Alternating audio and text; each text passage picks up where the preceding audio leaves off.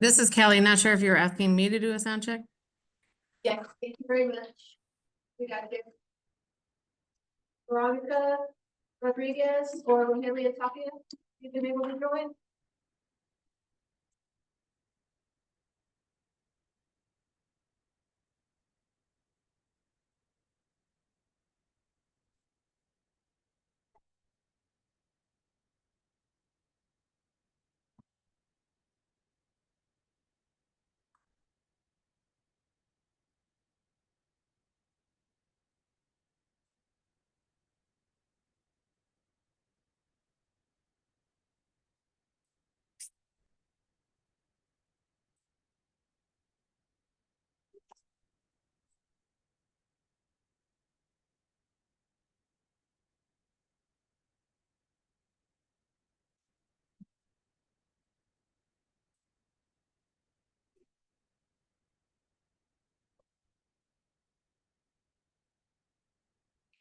Okay, all right, so is the mic hot now? Are we, yeah? Everybody good? All right. We'll call the meeting to order. This is our April meeting of our Powers Authority for Calzadas. We did confirm quorum. Okay, our agenda is somewhat abbreviated today. We're going to have 2 action items. We will have only 7 informational items, and then we do have a closed session item. So hopefully we'll be able to get out on time or a little bit early, and everybody can finish off their Friday and do all the things you want to do when you're not in these meetings. So right now I'll go ahead and open it for public comment on items not listed on the agenda.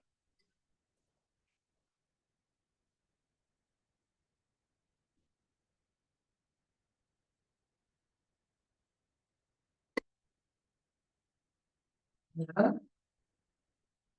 For action items. Yeah, the first, well, I guess. Good. You good? Turn the camera on. Okay, so the first action item is we're requesting that the board ratify a signature fund custodian authorization form. This is due to Diana Alexander from San Bernardino, who retired at the end of March, with Gilbert Ramos stepping into the position. And as San Bernardino is our fiscal agent, we do, Diana had served as our authorized representative for the payment processing. And so to update that, we did go ahead and complete that form with Gilbert. And so we are now asking the board to ratify.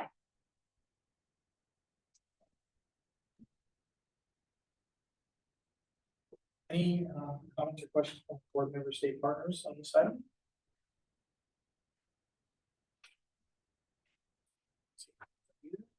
Any public comment? Okay, do we have a motion to approve? Second?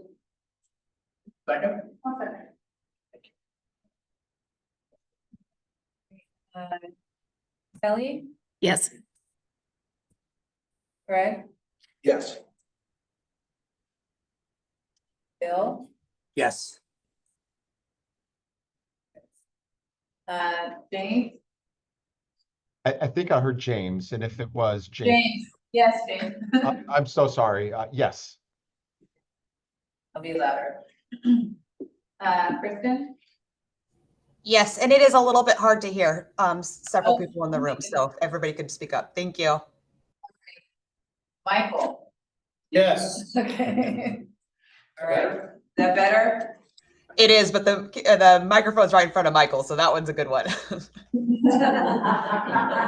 You're very perceptive, Kristen. Right.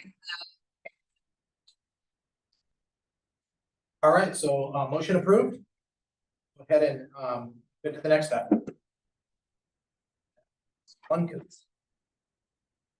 And that's just approval of the minutes, and review the action items of the March 13th, JPA board meeting. I'll move to approve. I'll second. Okay, I skipped my protocol. Any public comment? Minutes. Any comments or questions from our board members? Hearing none from either, we will now call the vote. Motion to approve, and a second. Okay, Marla, Yes. Kelly, Yes. Bill, Yes. Francina? Yes. James, Yes. Kristen? Yes. Right. Okay, that completes our action items for today, and we're gonna go ahead and move into informational items, and we will be starting off with CalSA's SIR updates and restructuring. Yeah, so we wanted to give an update on the CER process and some of the changes that we're proposing to that and provide a restructuring update. And advance the slide. So one of the things that we have, now that we're a post-migration, we shared this before, we really need to evolve the process so that we can more readily respond to the collective needs of the counties and implement a process that will help us, yield the highest value items to work on and to move forward through the process. And so we're making improvements to the CR process. The CR process will be presented to the board here, soon. But really, we're moving from a CR process to what we're calling a business case process. And really, the whole purpose of that is to move things up to more of a business value level versus these more incremental tactical changes that are now flowing through the process.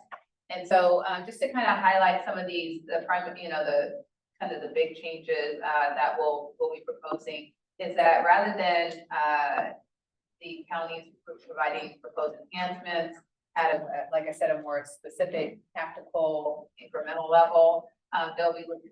We're wanting to look at things from a business perspective, business value perspective, so we can have more conversations around like impact and the most impactful things. Now that last month we had the board approve the objectives that they had, put on. We want to make sure that these requests that come to the process are directly supporting and advancing those objectives that the board has laid out as a strategic theme.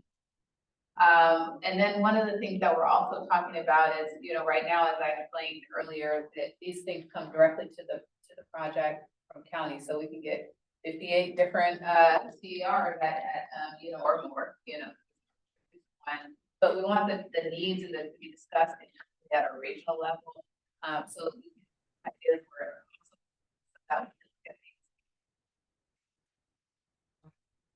and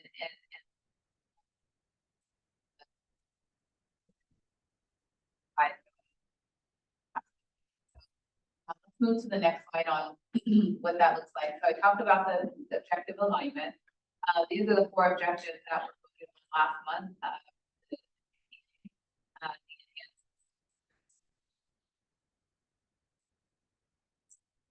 But also the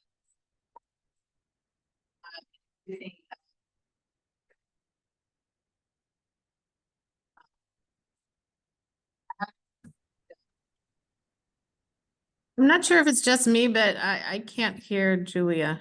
She keeps cutting out. Yeah. Oh, okay. Same. I'm right next to Michael, so I don't know why I'm Same. But what is There's a mic over there. Maybe we can move that. the mic? It's that it keeps cutting out. So we can hear it and then it goes away and then hear it and it goes away. Maybe just talking. Okay. Can you hear me? Am I Yes, still choppy? Yeah, that's good. That's that's better. Hold it up to my mouth. Talkie. So the second objective is streamlining the administrative processes for this is reducing the time spent on some of these administrative repetitive tasks for the county workers. The third one is objective around enhancing user experiences for both the county workers, but also those using the Benefits Cal interface. And then the final objective is the miscellaneous drawer of all these things related to data and analytics and reporting so we can get greater flexibility and insights to the counties more readily. Move to the next slide. So as the process will exist, we now have we want traceability, right? From the strategic objectives down to the projects that CalSAWS is working on. And so now that we have the strategic objectives that the JPA has determined, those will be turned into prioritized projects. The yellow part there, the little yellow arrow, is actually where the business case process exists. This is where the project will be helping support each of the counties and the regions through our RMs on developing these business cases, having these collective discussions, and gaining alignment, for greater transparency throughout the process. Those will go into prioritized projects that will be discussed at the PSC, and then those will trickle into work groups that will really will leverage the subject matter expertise of the counties. So the projects are designed to meet those user needs, and then fleshing out the user requirements during that process as well. We've went over this, so I don't want to spend too much time on this. This is just kind of to talk about kind of the structuring, the JPA being our governing board, providing the strategic direction and oversight and final decision-making authority on the items that move, through this process. Let's move to the next slide. I shared this slide at the last meeting, so let me know if you have any questions at the end.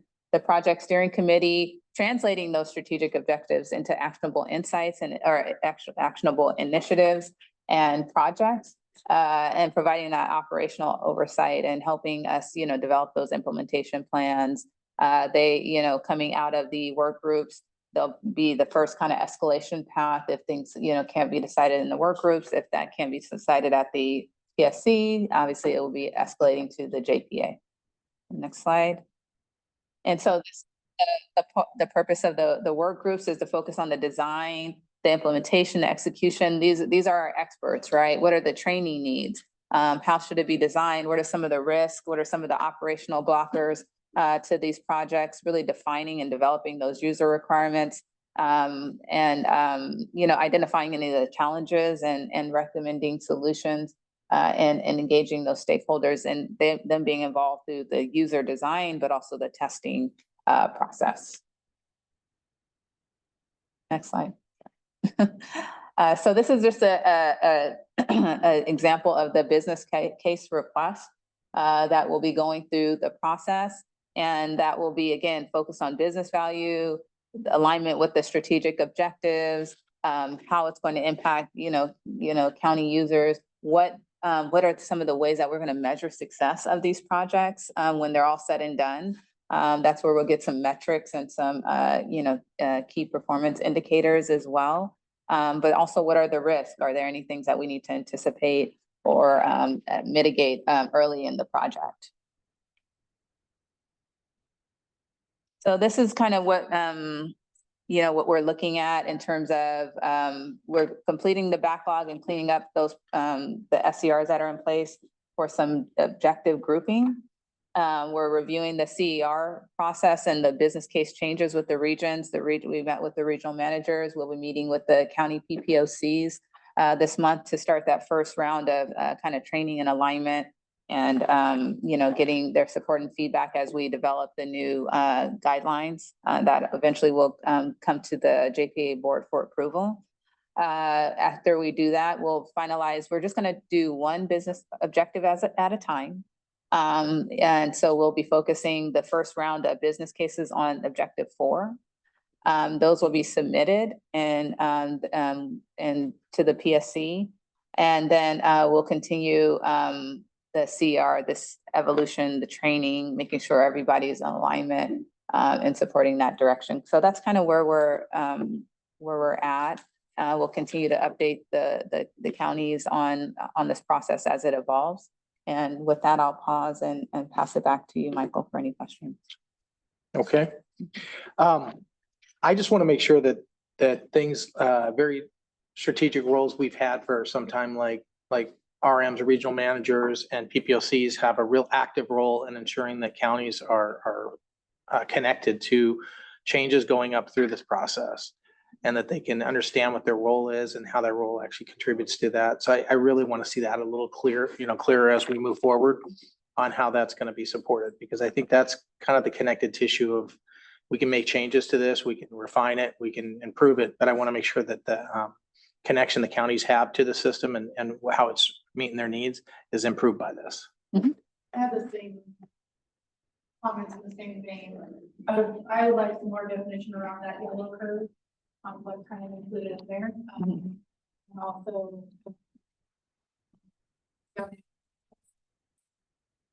Is. Remember. Finding work group.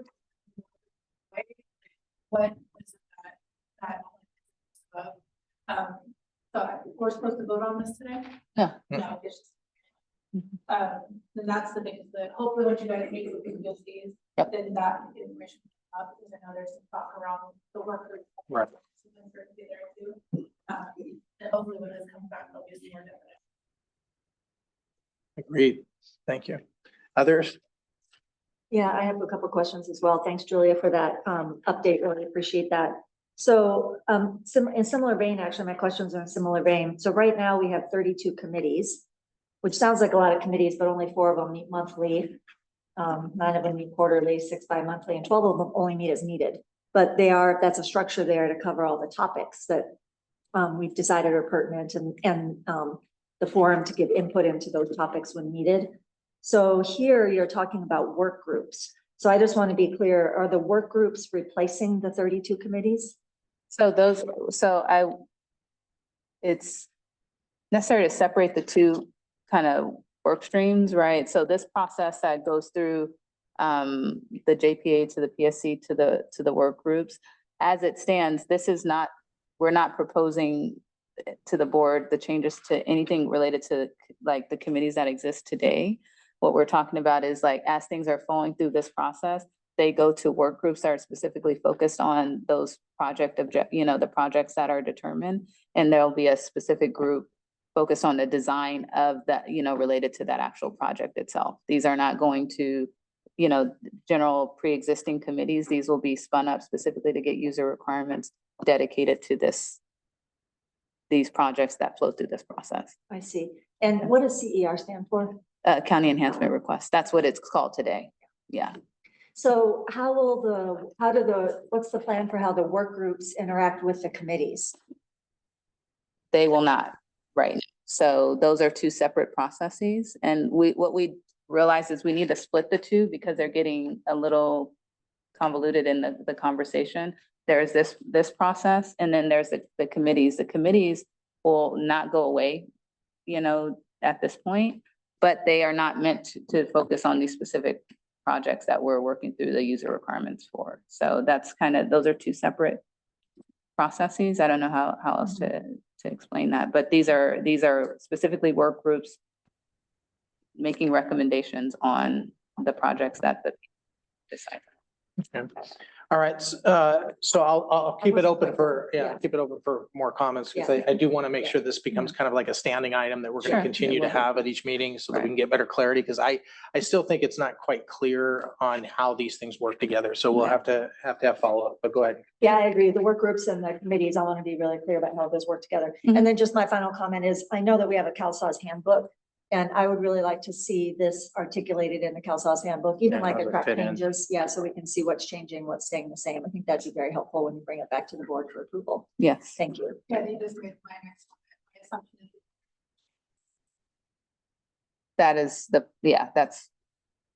we will definitely be getting it. You did have on one of the slides, that there's training happening about the CER evolution. Mhm. And so I guess that's right there. Yeah. CER evolution training. Mhm.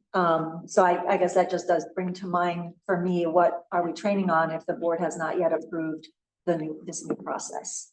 Well, if that's after the approval, so we are meeting with, So after June, after it comes back to the board for approval, then training will take place. yeah, well, we are meeting with the PPOCs, just to be clear, this month to talk about this, because we need their feedback Yeah. and we need to talk to them and flesh out this process. Okay. Yeah. So that's we have to do that. So we, yeah. So we're you're not in the doing it in a discovery vacuum. phase right now of Right. gathering Discovering, input. designing, and by the time it comes to the board, we will have those, those changes. Yeah, so the work groups aren't in place yet. No, We're there's no working work with with the groups to get their feedback on it.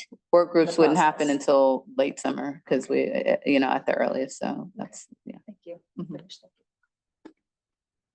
Other comments or questions from our board members or state partners? Michael, this is James Locurdo with Region 5 San Bernardino. Just first, Julia, thank you for teeing up this conversation and team up there. Thank you for the thoughtful questions and I had very similar questions about trying to really understand the work group model, who that's going to consist of, your representation from each of the regions. So look forward to further conversations on that, and then as well with the committees, because I was trying to wrap my mind around if they're running independently of each other, and I would think that the committees are going to be evolving as well, and that their roles and responsibilities are going to look a little bit different, with this 2.0 model. So just again, I appreciate the conversation, and Michael, completely agree. And I also ask for this to be, kind of one of those reoccurring topics that we have at MSV as well. Really understand how we're moving through these business model changes. So thank you. Appreciate it, Michael. Thanks. Other comments or questions from our board members, state partners?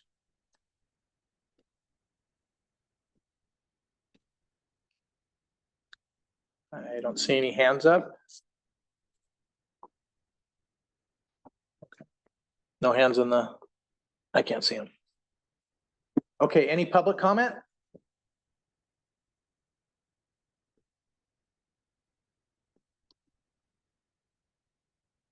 Okay, hearing none, we'll go ahead and move on, but we'll keep that as a standing item. I think governance is important in all aspects, and having input from all parties is important as we make strides to improve our governance. Okay, so that takes us on to the next item. Next item on our informationals is performance testing and trends. And I think we'll start out with Accenture, who will do the first column, the M&E there. Did you have any updates that you wanted to? I was listed last, but I'll go first. M&E, so as you see there, everything 100% met. I want to call out two of the SLAs in particular, online transaction response time and batch completion. So maybe you didn't notice, which is an awesome thing. The second weekend in March, we did a rules upgrade, rules engine. So we touched the heart of the system, all our EDBC rules. And just want to acknowledge the team and all the work efforts that went into that. Not only was it focused on, the accuracy, but also the performance of the upgraded rules engine. And it's good to see that we continue to meet and beat the SLA on that one. So that's the one item I had there to call out. So back to you. That was a change of the rules engine platform? Not a platform upgrade. We went upgrading the existing platform. Yeah. All right. platforms. I wouldn't have known about it. You would have known about it. Again, it's like, changing the engine mid-flight, just making sure that everything continues to A lot more nervous. Okay, thank you. All right, I should have gone first because I'm not going to keep up with that enthusiasm. But from the infrastructure column, you can see that most of those are at 100%. That first one, system availability, is due to the incident on March 17th, which we are going to talk about on the next slide. So we'll go ahead and finish out this slide. And when we get to the next one, I will elaborate on that incident that took us to the 99.5 at this point. So with that, if I could get Deloitte to go ahead and give us information on that upper benefits cal SLA area, if you have anything to add. Yeah, I think Rajesh was listed here, but Michael Green, I'll give this update. I'll give a further update on benefits cal in a moment, but a pretty short one on this. We have an SLA around daily transactions, and that continues to meet the SLA at 100%. All right, and then Sarah with Highland, I believe you're on the phone if you want to update us on the imaging SLAs. I am here. Thank you. So pretty boring update from Highland as well. We did meet all of the SLAs. The monthly uptime target is 99.9%. We had 100% uptime for January through March. Page views and database transactions have a monthly target of 90%. And you can see there that we were over 99% for both of those categories over January, February, and March. Thank you. Thank you, Sarah. And you can see the onshore offshore metrics there in the corner, but we can go ahead and move on to the next slide, which is related to the incident that occurred on March 17th. We have a very abbreviated timeline here. Obviously, there were a lot of activities that occurred during that time period. But I do know that there were some folks who wanted a summary view of what happened. So as you all noticed, at 3:42 in the afternoon, there was a severe degradation to the network, which effectively, although there was some traffic coming through, effectively cut off the counties from the core site. And so we began an incident call at 3:51 and the team responded. At that point, we noticed that the primary load balancer was not communicating out to the counties. So we went ahead based on that information and did a manual failover to the secondary, which is in the other Equinix data center. That manual failover did occur and we did see some traffic coming through that load balancer, but minimal traffic was actually making it through. So the load balancer was responding correctly. We still had a problem out in the network area. From that point on, troubleshooting continued. We had the load balancer manufacturer on the phone, and we also started a heavy focus on telco at that point because it did appear that the problem was occurring in front of our load balancers out in the network. And then at 8:04, the network problem did clear up. Post this evening's events, we did get some excerpts from logs from telco. Those excerpts do indicate port problems on a device, and that those ports that were disabled became re-enabled just right around 8 p.m. Sorry. Luckily, that was prior to batch, so batch was able to run. We are continuing to work with telco on trying to isolate farther the reason for those ports to have become disabled. And I've had some escalation meetings with telco, and we are also setting up a more full expectation and responsiveness session with telco executives, the consortium, and ClearBest next week in order to really just kind of cover some things that have occurred in the interactions with them that we would like to have shored up. The other thing that we have done is if we can actually make the investigative chain go faster, then we can get to, for example, realizing that we have a telco problem sooner. So if you notice on this slide, it does indicate that that failover was manual, which does mean we had technicians in there issuing the commands to do the failover. Not that that solved the problem, nor was that the problem, but it was the original source of investigation. If we could have accomplished that faster, we would have gotten to the next investigative step quicker. So in order to do that, we've also scripted that entire step at this point.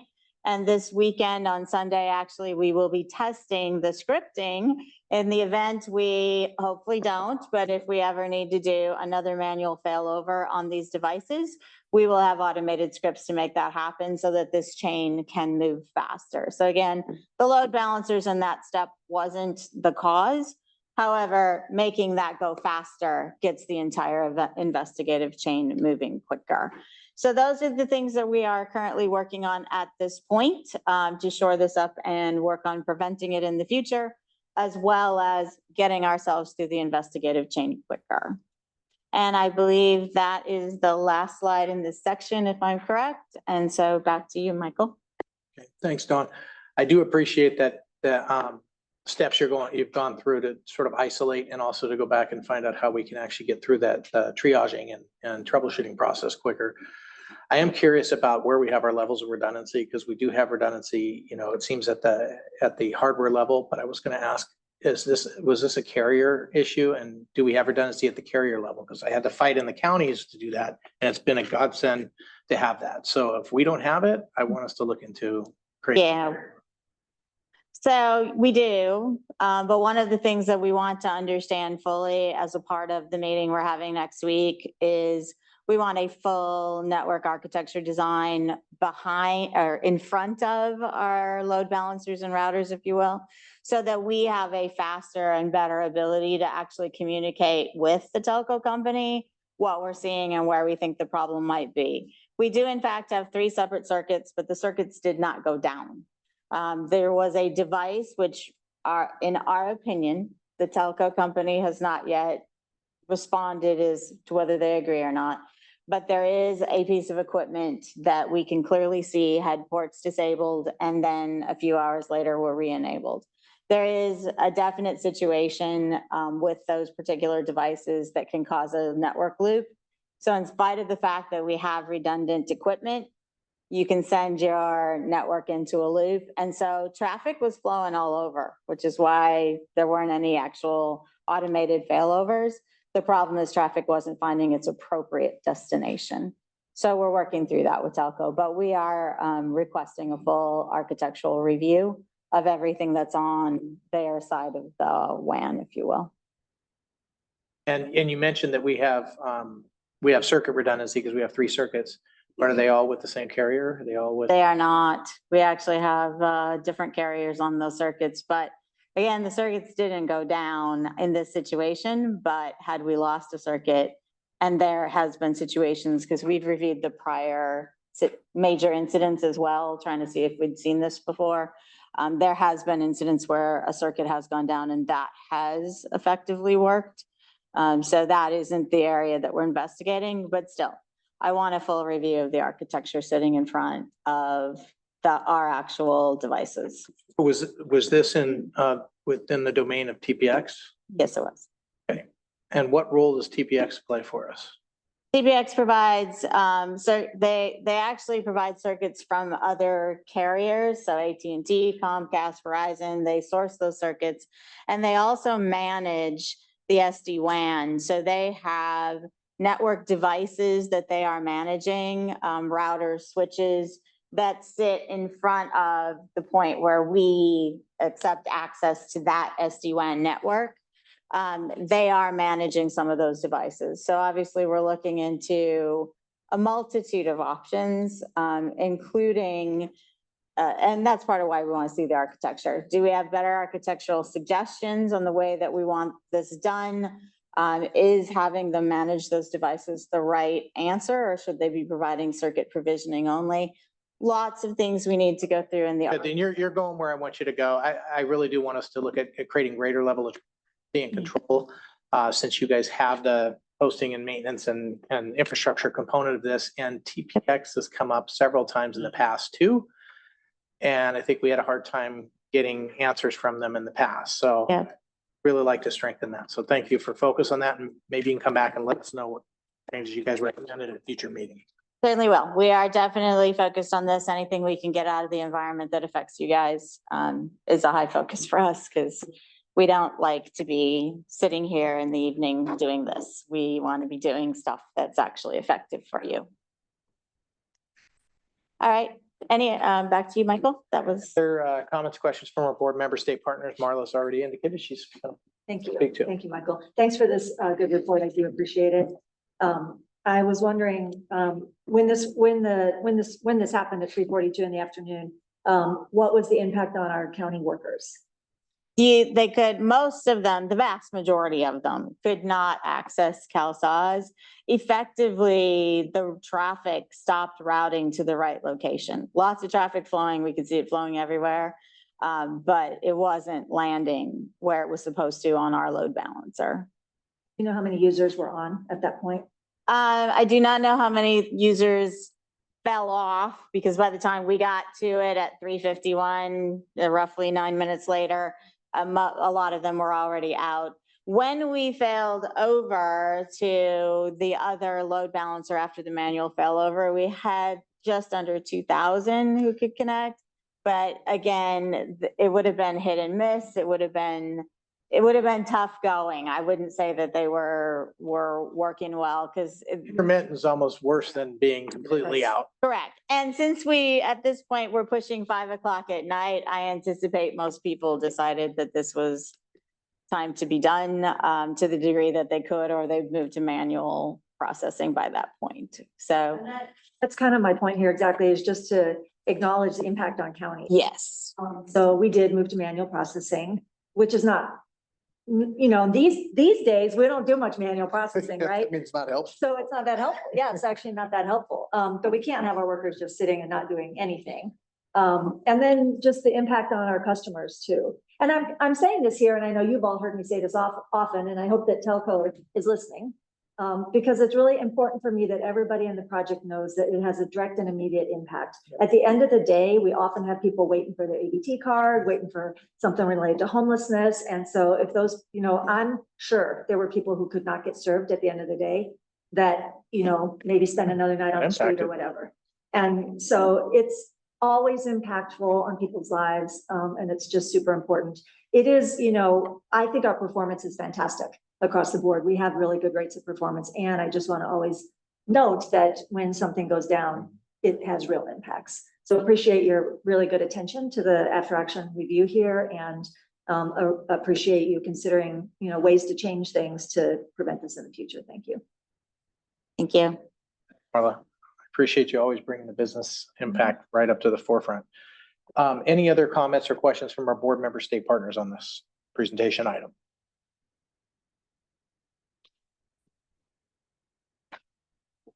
Okay, hearing none. Any public comment? Okay, hearing none, we'll go ahead and move on to the next item, and that's a Benefits Cal update. Good afternoon, everyone. This is Lynn Bridwell. It's just a very quick update. Our work group continues to meet. We did meet this past Monday. We did spend a little bit of time with CDSS and DHCS talking a little bit about the form, the ABCDM 229. It's the form for release of information in Benefits Cal. They are still in the process of working on some revisions for it. They anticipate or are looking at potentially bringing those changes forward next month. We also had a little bit of a discussion or a touch point about our future automation needs and where our internal teams have been looking at items, comparing the old coding that had been prep that we held off from implementing to what we believe we will need for the future. I have mentioned a couple of times that it's all around capturing the correct CBO information and making it user-friendly for both the public and for the CBOs. So that's a lot of our focus and will continue to be so in the future. And I believe that will take us to go to Michael. Wonderful. Michael. Thank you, Lynn. Michael Green with the Deloitte Benefits Cal team. You've heard us on previous JPA meetings talk about how important it is for us to hear from the end users, because Benefits Cal is really the face of the CalSAWS solution. What we wanted to do today is talk to you a little bit about the meat and potatoes of how that works, especially in an area where the counties have directly enabled us to gain those insights. And so the slide that you see in front of you has to do with county visits that we've done over the past several months in Alameda, Los Angeles, and Sacramento counties. And we've been talking to both your customers in lobbies and through surveys, as well as your staff. And thank you to all those who enabled those interactions and enabled us to gain some of the insights that you see on this slide. This is really a subset of the things that we were able to glean from those conversations. You can see about 277 customers specifically that were surveyed in county office lobbies as a part of these county visits. Of those, we noticed that about half of them, 115, a little less than half, were actually unaware of Benefits Cal as an option to service their needs. 25 further had no accounts with Benefits Cal, but they did know it existed. Now, of those who had a Benefits Cal account, so that's 137, that's that blue right circle, you can kind of see the breakdown of some of the things that we identified as to why they were there in the county office that day related to their use of Benefits Cal. In some cases, it was just simply they could do what they needed to do, but they just needed more information than what they saw online. That was about 9% of the people.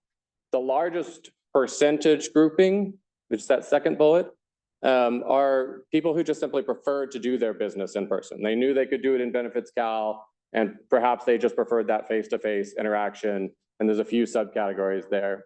7% of them were there because they needed something from the county that simply is not available through Benefits Cal. And then 11% of them were there for interviews, which obviously they were required to be there despite having a Benefits Cal account.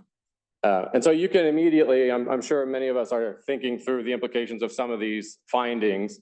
And if you go to the next slide, wanted to talk a little bit about how, when we hear these things, how that leads into investigations in thematic areas for potential enhancements to usability, et cetera, which will help us both advance adoption as well as advanced service delivery for your customers and for your staff.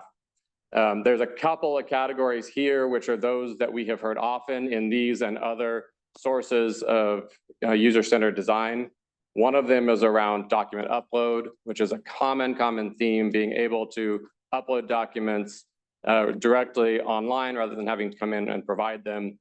And you can see that there are a few different initiatives within that around allowing multiple document types to be uploaded as part of the application flow. Also beyond the application flow generally, as well as expanding the options of what can be uploaded in that fashion. The other category that we're highlighting here is around EBT. Obviously this is the end goal for several folks, and being able to manage that account within Benefits Cal is very, very important to them. And we're looking at several angles around enhancing their ability to do that, especially working with FIS to expand the amount of information and the actions that they can take as part of the Benefits Cal application. And so just wanted to walk us through, when we are out in your counties, when we're talking to your staff and talking to your folks, that does come back to Benefits Cal as insights that then hopefully drive enhanced outcomes for you and your customers.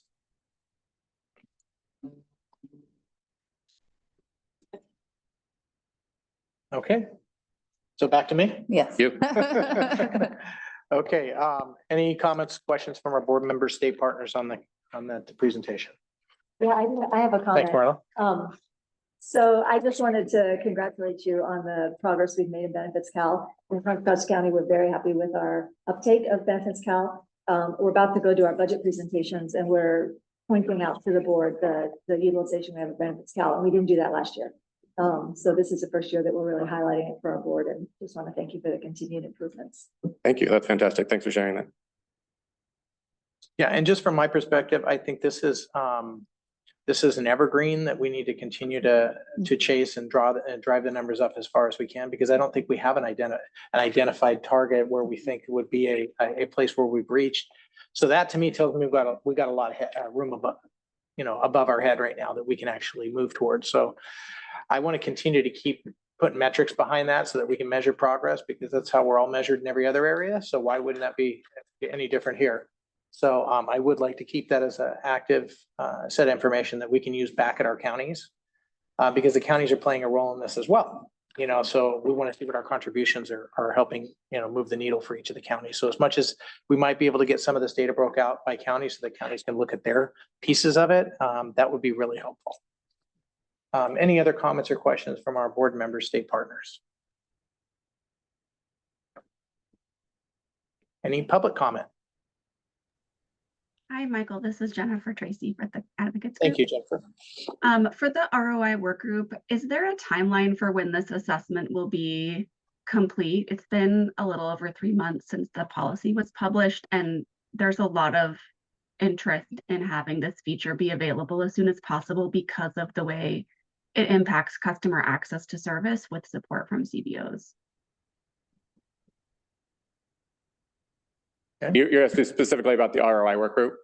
Yeah, I think she addressed it to me, but I'll defer that to Lynn. Lynn. Hi, Jen. Yeah, this is Lynn. Even as I mentioned during our work group, we don't have an exact timeline. We are waiting to make sure that the form doesn't have an impact to the potential automation changes that we're evaluating and looking for. Our next steps will include probably an evolution. I hate to use that word. Maybe it's a revamp of the work group to make it more requirements and business needs driven, so that we can start pinpointing and identifying the exact things that we'll need for future automation. I do recognize the delay a little bit in the form and waiting on information for that to make sure that it doesn't impact us. Part of the information I shared at the work group too was We believe a lot of the coding that we had done before may indeed continue to work. So again, it's around the CBO information and focusing on that, what that may need. So I don't Lynn. have a definite timeline that I can give you. Okay, I just have one more question about this. You know, it's been, next month will be the 2-year anniversary of when this feature was supposed to be available. And is there any opportunity to have a goal to have this be available by a certain time, or to complete this assessment by a certain time, so that we aren't continuing to wonder how much longer we'll have to delay? So Jennifer, that's going to remain a high priority for us. I don't believe the timeline is reflective of a lack of urgency. I think it's more reflective of a complicated process and dealing with a lot of the policy aspects of it that we finally got hammered out. So as soon as we have a timeline, we'll make sure that that's actually communicated forward. As soon as we have an identified tracking to that, it will be shared. So thank you for that input and feedback, and for the partnership along this, as it's been a process that we needed involvement from everybody from every angle. So thank you very much. Any other public comment? Yeah, I have a question on slide 21, which has the summary. This was really helpful. I really appreciated seeing how many people are aware of Benefits Cal, and that there's opportunity to bring more people into awareness so that they can also benefit from what they can use online. I was curious if there was any feedback from people about why they were in the office in terms of an inability to reach someone over the phone, since the phone system is part of the CalSAWS system. And we know that there are counties where they're having a harder time getting enough accessibility for people on the phone. I was curious if there was any information for that. Yeah, a great question. And in the statistics, that did not form a statistical material grouping. We could certainly go back and take a look if that was in any of the comments from the surveys, et cetera, if helpful. Okay. Thanks. Good question. Okay. Any other public comment? Okay. Appreciate the public comments. I had a question on the third slide. Just with the doc upload and the EBT features, is there is it expected that this would affect why people are coming into the office, or was this like a separate just update? Yeah, so great question. And the answer is that the things like these that we're highlighting here obviously are sourced from multiple angles, and we work through the work group and the things that we were talking about in terms of business cases and the evolution in that area to make them real. But these are absolutely things where we have fed input like what we heard into it. And when we were in the counties, we heard this, that, yeah, I wanted to upload this particular document, but that wasn't one that was available in the dropdown. And so is it the only source of these? No. Does it reinforce how we group and prioritize these? Absolutely. Great, thank you. Okay, thank you, Jennifer. Any other separate public comment? Okay, all right. This was a good, fruitful discussion. We'll go ahead and move on to our next item, and that's our policy release update. Hi, everyone. Karen Rappinati, Policy Design Director. I wanted to start with what's not on this slide, which is we had a very successful March release. It was one of our cleanest releases, had a lot of items in it, and very little follow-up that was needed out of it. So we were really pleased with the work that was done for that release. As we look ahead, we have our next 4 sets of releases. The main things to call out in these are alternate formats is coming in May for DHCS. And we did a alternate format webinar this week to describe it to the counties. It was very well attended, and we look forward to implementing that in May. And then we have CalHERS coming up in June. That's a regular release that we have. It doesn't generally have CalSAWS proper items in it. It's a release that's related specifically to CalHERS. And then in July, in a regular release, you'll see a number of policy updates that are addressing things that we know that are coming up. So you'll see a few things here that have XXs with them. They're ones that we know that are coming up, foster care related changes, for instance, that come each year. And we're anticipating that we will receive them and be able to get them put in time, along with some other changes that are coming up. So that's what we have coming for the next few months. On the next slide, we're preparing for the May release. It is currently in test. This week we are on track and continuing to move forward in our system test. And the major upcoming changes, draft is out, and the final will be out the week after next. And then we have the webcast at the end of the month. So there's a lot of information coming on the May release. And then you'll see the dates there for the rest of the release as we have it coming up. Oh, the other piece I forgot about, sorry, that's coming up is WIDTIP. So WIDTIP, after a lot of work being done on it and testing and everything else, it is also scheduled for May. And then on our last slide, I just wanted to note that as a reminder, Accenture's last release is 2509, and then Deloitte will pick up the first two releases as part of their transition in 2511 and 2601. Our releases until 2509 are exceptionally full. We may need to push a few things out because there's a lot going on. And then, you know, we wanted to make sure that we have a smooth transition for 2511 and 2601 and make sure that those releases have good, that are, you know, equally as good as what we've had. And then we're moving forward for planning into 2026 at this point. So there is a lot going on and many more items to put in the system and keep the functionality moving forward. Michael, I'll send it back to you. All right, thank you, Karen. A lot of policy getting implemented over the next several releases, and that's a good thing. Any comments or board member state partners on the policy update? Any public comment? Okay, then we're going to go ahead and move on to our transition update.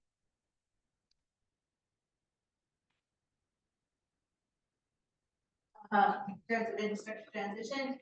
Want to make sure that we give a quick update here on stuff we have talked about previously. So just the update again, we are working on those 3 items: imaging, contact center, And access management. In terms of imaging, we are still on track for the dates that you see there, which is June 1st. And again, Highland will continue to be the SAS. In terms of contact centers, still on track there as well. For the majority of the contact center, we have added the call summarization, so the Fresno AI. And we will be completing that by the end of July. So that particular piece will take us to the end of July. And in terms of access management, you notice ForgeRock, new name, Ping Identity. We did take over all the infrastructure there in February, but we are working on having the rest of the application part of the components completed by May of 2025, which is coming up really soon. And with that, I think we are handing this back to you. All right, M&E transition. We have completed 9 weeks of M&E transition. All the activities are proceeding, you know, per plan, maybe even slightly ahead. The key highlights, if I look at last month after we met, is we have successfully taken over the OCAT application. So we are now 2 weeks into OCAT operations, and Jerry just checked. So far, we have like 0 tickets. So let's keep it that way on that front. The other aspect is we also took over the evolution of new policy changes from state partners. So Lisa's team did a fantastic job, and we've been operating since early March on that front. And we do get almost 3-4 items on a weekly basis, and we've been delivering those as planned. Switching over to the key transition activity, the sandbox was something which we had highlighted last week. So good news there is it's almost up and running. I would say almost like 99%. There is one activity remaining, which is the automatic bill deployments, which we hope to complete by Monday morning or so. But at this point, we have access to code, and anything we need to do on the self-learning, we are up and running. So that's good news there. The other aspects is we have deliverables, which we continue to submit timely, get the feedback timely, and they're getting approved. So no issues there. Look forward, the heart of the transition is going to be the SCR and the prod ops. So we are continuing to work our plan for like 25.09, which Michelle just mentioned, the last Accenture release That is a release where we will do bulk of our job shadow and reverse shadow. That plan is going back and forth with Accenture, and it's almost done. I hope to get that locked and loaded sometimes next week. The other aspect there is the SSP, or a system security plan, which we have just started working on it. If you go to the next slide, please. Yeah, so kind of a quick glance at the timeline, 25.09, which I just mentioned, it's last Accenture release, and then that's where we are doing a lot of job shadowing, diverse job shadow. 25.11, we are starting to do initial planning, so that is coming along fairly well. And pretty soon, early May, we will start the work for CalHere's release. That's a 10-month cycle, so that starts in May, and we are ready for that. The other update here really is, I think prod ops is where we'll shift our focus in terms of like batch operations, level 3 triage. Those are the activities I expect in the next 2 to 3 months. If you go to the next slide. So this is our the transition dashboard. If you look at this, the KT is roughly halfway through. Job shadowing 1/3, and then reverse job shadowing, we're just starting to start. And if you see the burn down charts, all the activities are slightly ahead of the schedule. And a lot of this was the lessons learned from Gainwell were very helpful. So we got ahead of it. And I think, again, cautious note, all in all, I think, we are off to a decent start. But again, the heart of the transition will be in the next 3 to 4 months when we do the SCR and prod ops. I'll switch gears. If you go to the next slide. The next slide is not about transition. This is about one of the board and consortium objectives, which is the data analytics. So we've been spending significant time in the last few weeks in terms of understanding the current reporting solution and figure out what works, what doesn't work, what can be done different. In fact, we did a 2-day workshop last 2 days on analytics. Sandeep, we've been following his lead. We had Gainwell and others in the room, and I'm hoping that in the next month or so, we'll have few options, solutions to present to the group. And this is not a transition activity. We heard loud and clear, this is one of the objectives, and we took a lead to say, what can we do on this front? Questions? I appreciate the work on the data analytics. Thank you. So is it back to me? Yep. Okay. So just going forward, I'm going to say this. I want to encourage us. I want to know what's not working as well. Yeah. I don't want to know that it's just all going smoothly, or I'm going to be suspicious that I don't know what's really not going smoothly. I'd much rather us, you guys put them in boxes for me on what things are working really well, what things we have challenges with, and what you're doing about those challenges areas, because right now is the window where we can do something about that. So all we get is swimmingly, and then we start having experienced the issues, that window's gone. So I don't want to miss the opportunity for us to address, if we have to, areas that are challenges, whether it's resourcing with our project team or it's between the vendor teams. I want to take advantage of this window. So I want to, make sure that we're pointing out things that I can distinguish between what's actually more challenging for you and what is not. I can't right now. I can't believe everything's going that swimmingly. Come on. I mean, I used to do this work too, and it's just not that smooth. Yeah, just to clarify, Michael, I don't think everything's going swimmingly, but they've been mitigated and we address it very quickly within the project. So are you asking for things that we identified it and it's been mitigated? Because there are things like resources that we negotiate and we discuss, but that's not for the board, that's the team, and this is on them and it's been addressed. But do you want things that No, I want a more realistic picture of like what actually still is a risk factor for us. Still remaining risk factor? Yeah. Things. Okay, that's good. I mean, we do, to Julia's point, we have multiple projects. Daily. And we're constantly updating, mitigating, revising our QA visits in the room monitoring. If we get to one point, we get a Right. Or if we're trending towards it, I'm not asking for everyone resolutions up here, but if we're trending where it actually is a risk, I'd like to know what you guys are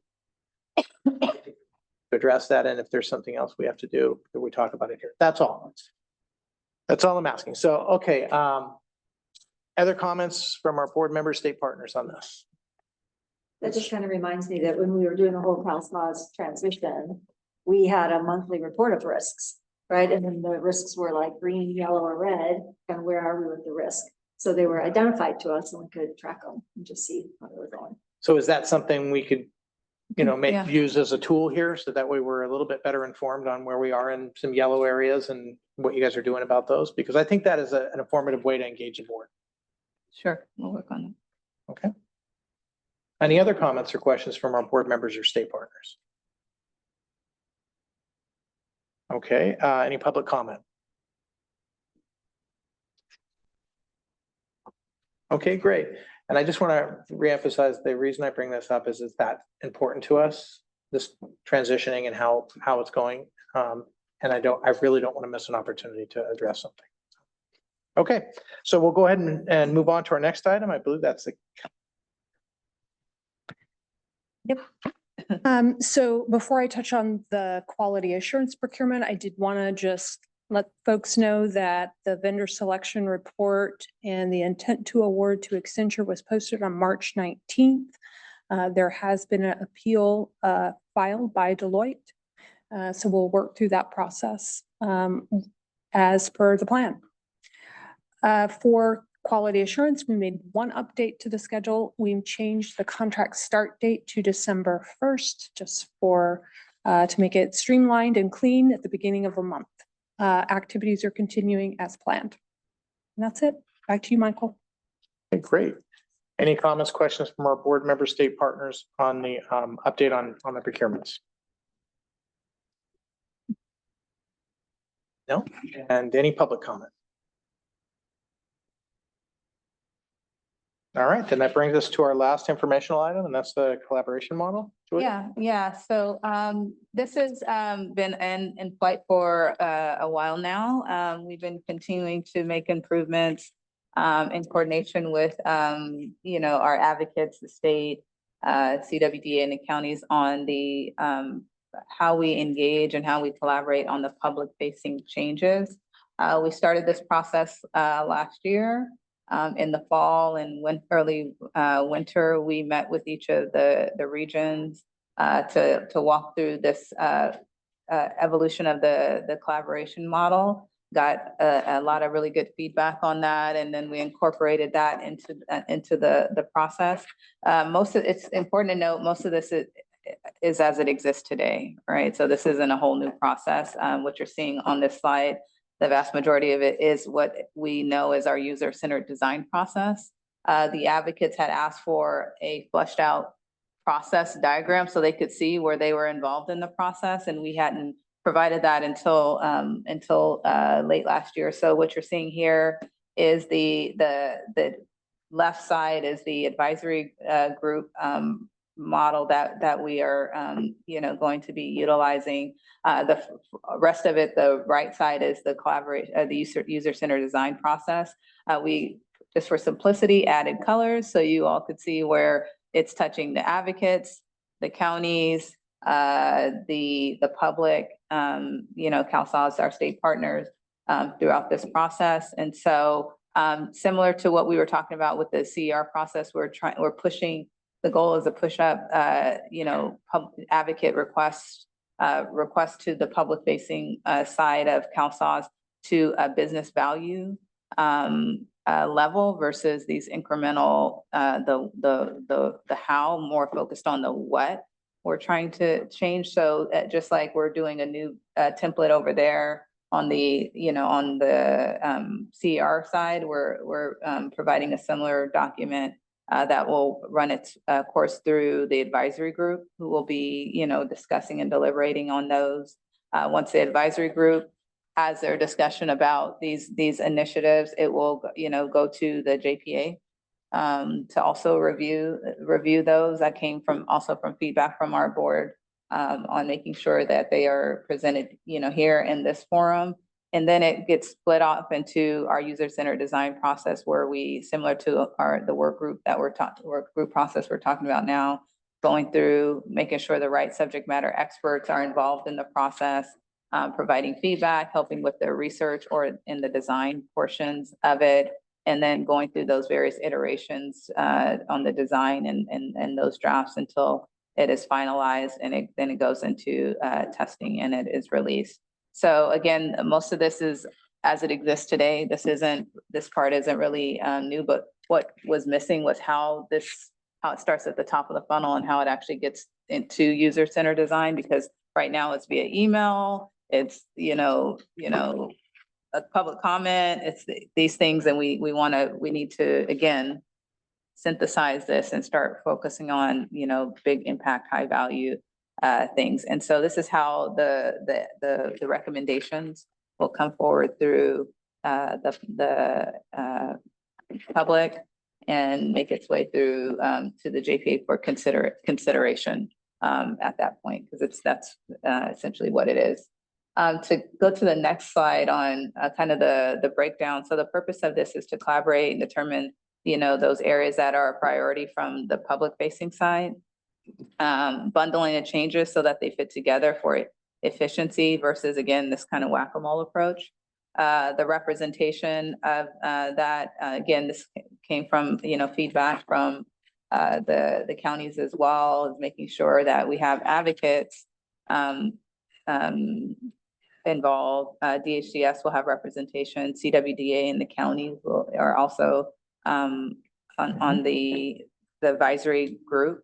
CalSAWS, we're simply facilitating. And that's the role that we play on that. And so where we're at now is we've established some of the representation from the various stakeholder groups. Are still working through that process. And this will be an annual meeting, so this isn't something that's meant to be constantly shifting and changing. But we will have a mid-year check-in to make sure nothing has changed. Who knows nowadays, but make sure those priorities are still the priorities. And then we will provide through our quarterly stakeholder meeting, which is already established, updates on how those things are progressing through the process, or if there's any questions that come back from the JPA on well, what about this? So this is just to kind of update you on this item.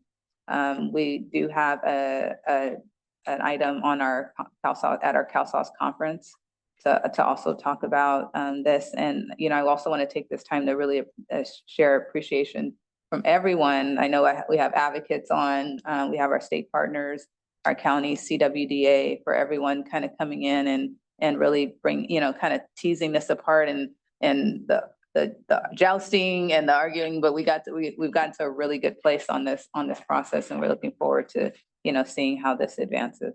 So that's all I have, Michael. Okay. Any comments, questions from our board members, state partners on the collaboration model? I have a question about the word proposal on the slide. Where is it at? The very top. Collaboration model proposal. Oh. In this context, what does that mean, and who? It seems like maybe that means it's draft and some entity is going to accept it. What's the process here? Well, it wasn't for acceptance. It was more of like I mentioned, that representation still hasn't been discussed in that stakeholder conversation on who. There were still some outstanding questions that, see that we were all kind of commenting on things like, okay, well, who from the state, okay, who, from the counties is going to be a part of that. And so until all those things are nailed down, I always use that word.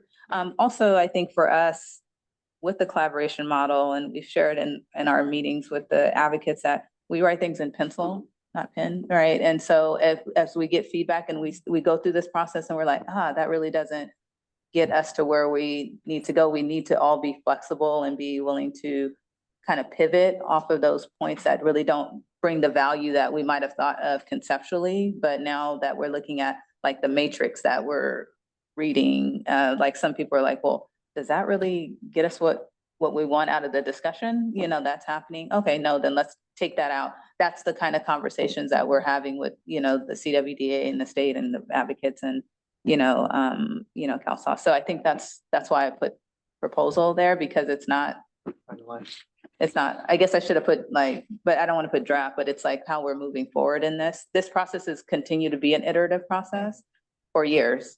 And so this is just us kind of the next phase of it. So it's collaboration model iteration. Yeah, iteration, yeah. 2.0, 3.0, 4.0. Yeah. Okay, thank you for the clarification. Mhm. Good question. Any other comments or questions from our board member state partners on this presentation item? Yeah, this is Kelly. I was curious as to, it's very prescriptive as to county representation, 2 county, 1 city WDA. Is there a similar thought on the other participants, or I'm wondering why that, Yeah. that number is called out specifically?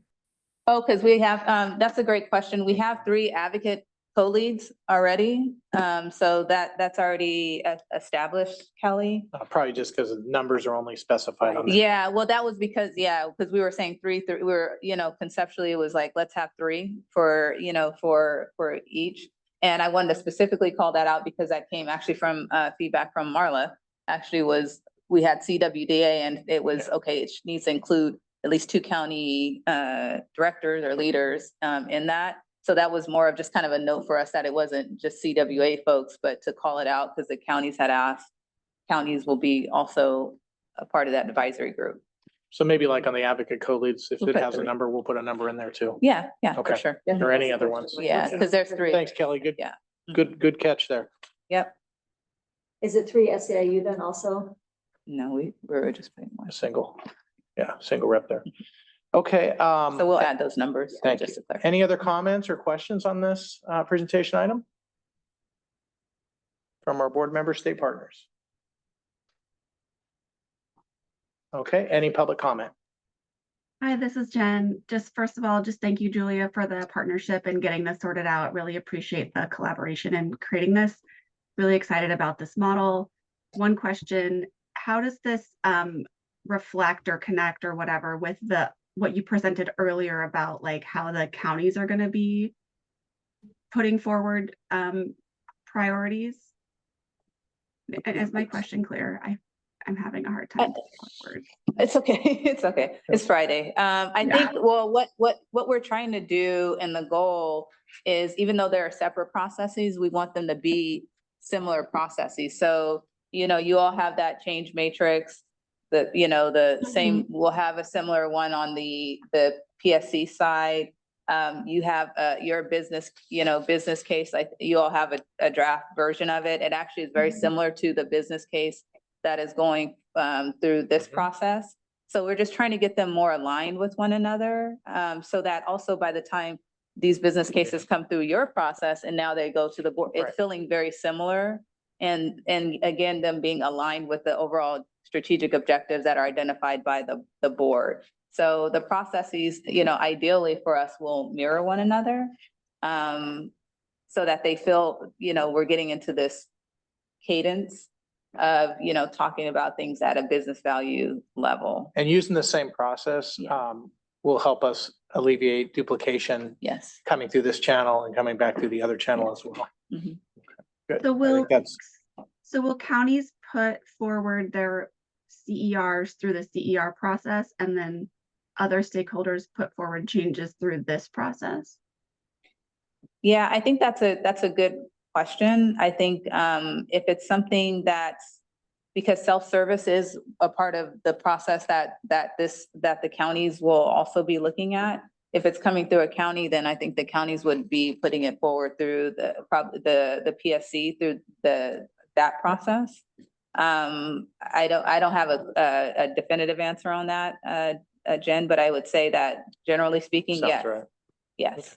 Yeah, it sounds right. Okay, so would there be any transparency then on what counties are putting forward? Because I think we'd hope to be collaborating on priorities from the counties as well. Yeah, so remember in the slides that I shared earlier, those documents are going to be brought before the governing boards, the business case documents. So that's really the goal, is for it to be transparent and there to be discussion at that level. Yes. But that's not with the public. Or does that? That is. It's that's in the this PSC. meeting. That's the PSC. Okay, Yeah. thank you.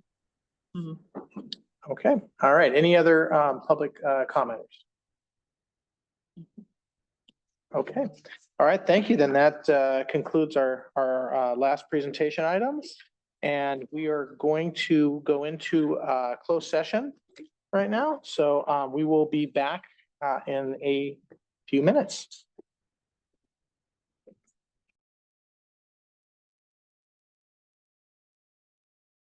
That's it. We're gonna. Oh, did we not? I have to repeat that again. Okay. Okay, so we're back to the regular board meeting, and we just concluded the closed session, and there's nothing to report out from closed session. No decisions were made in there. And that concludes our JPA meeting. The next meeting that we have is in May. It's on May 9th. It's going to be another one that piggybacks up with Seat of DA. So it'll be at 1, and it'll be here at the Galleria, Library Galleria. Once again, thank you all again for your dedicated time on a Friday, and have a great weekend. Thanks. Meeting adjourned. Take care.